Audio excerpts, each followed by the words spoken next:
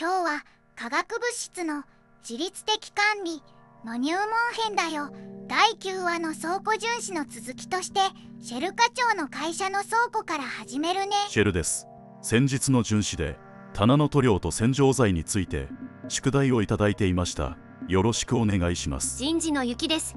自律的管理、聞き慣れない言葉ですが、何が変わったのですか？昔は国がこの物質はこう管理して特別に決めていたんだ。でも職場で使われる化学物質は数万種類。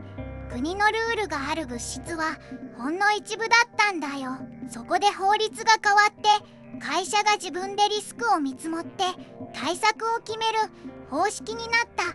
これが自律的管理だよ。しかも2026年4月からラベル表示 SDS の交付、リスクアセスメントが義務になる物質が約2900物質まで一気に広がったんだ。2900、うちの塗料も対象になっていそうですね。そこで大事なのが SDS 安全データシートのことで、化学品の取扱説明書だよ。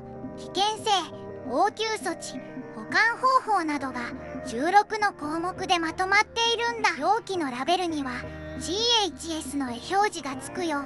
炎のマークは燃えやすい、ドクロのマークは毒性が強い、人の胸に星のような模様があるマークは健康への影響を表すんだ。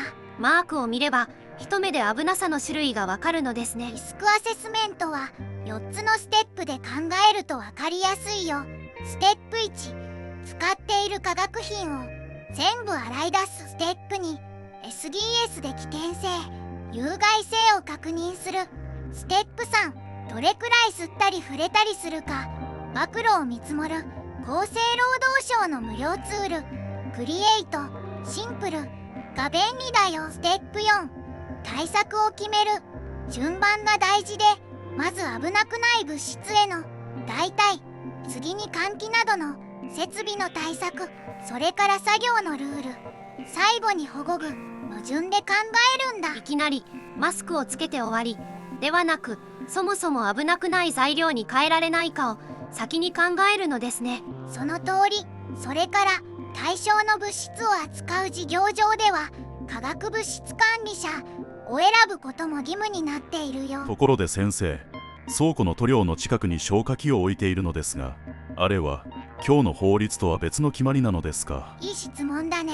同じ塗料でも働く人の健康を守るのが労働安全衛生法で、労働基準監督署の管轄、火事を防ぐのが消防法で消防署の管轄。一つの物質に両方の法律が同時にかかるんだ。消火器の設置義務は建物の用途と広さで決まるよ。目安として工場や倉庫は延べ150平方メートル以上、事務所は300平方メートル以上で設置が必要になるんだ。配置のルールはどの場所からも歩いて20メートル以内に消火器があること、階ごとに必要だよ。床からの高さ 1.5 メートル以下に置いて消火器の標識も忘れずに。歩いて20メートルですか？棚で回り道になる場合はその分も数えるのですね。その通り。それから塗料やアルコールをたくさん保管すると消防法の危険物として別の届け出や追加の消火器が必要になることもあるよ。消火器の設置の届け出や点検の報告、置き場所を変えたい時の手続きは建物の条件によって変わるから、必ず所轄の消防署に相談してね。健康のことは産業医と労働基準監督署、火事のことは消防署、窓口が違うのですね。そして便利なのが SDS の15番目の項目、適用法令。その化学品が消防法などの対象かどうか、ここを見るとわかるんだ。それでは今日のまとめだよ。化学物質は自律的管理の時代へ。まず使っている化学品を洗い出す。 SDS と絵表示で危険性を確認。クリエイトシンプルで暴露を見積もる。対策は代替、設備、ルール、保護具の順。そして消火器は歩いて20メートル以内。困ったら所轄の消防署へ。早速倉庫の化学品リスト作りから始めます。 SDS ただの書類だと思ってしまい込んでいました。ちゃんと読んでみます。今日の内容は一般的な情報だよ。